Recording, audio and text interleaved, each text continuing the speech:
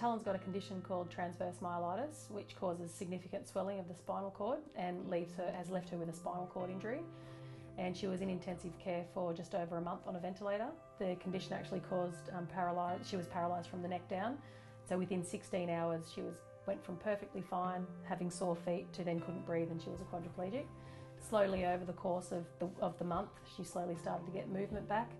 And it lasted for 4 weeks in ICU. She finally got off the ventilator.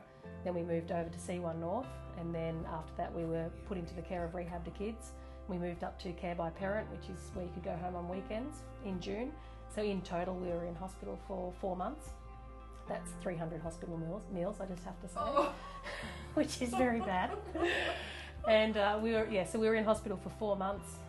Talyn went through intensive rehabilitation with Rehab to Kids during that time, which included occupational therapy, hydrotherapy and physiotherapy.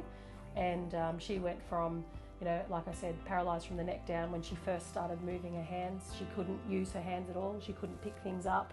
And she didn't stand for almost 16 weeks. It was the first time she stood after it all happened. And when we left hospital in August, they'd gotten her to the stage where she could stand in a standing frame.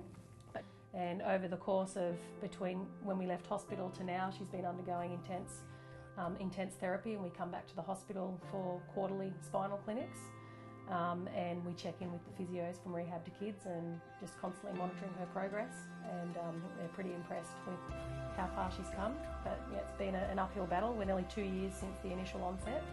So with any luck, she'll continue to improve, and one day we might ditch the wheelchair altogether.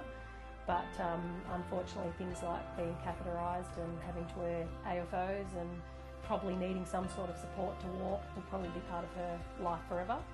But considering what we were looking at when she was a quadriplegic in ICU on a ventilator, we're pretty happy with where she is now.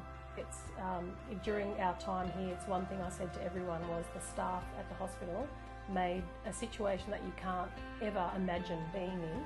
It made it so much easier to bear. That her neurologist, Annie By, I don't know when she had slept, because she was there, didn't matter, middle of the night, first thing in the morning, middle of the day, and she'd come in wheeling her suitcase and walk through ICU, and she'd come and talk to you. And in some of the really dark days where there's no sign of movement in the legs, and you'd be thinking, Annie, is she ever going to walk again? And she said, with every day that passes, we get a little bit more concerned, but we don't give up hope. And they almost treat them like their own.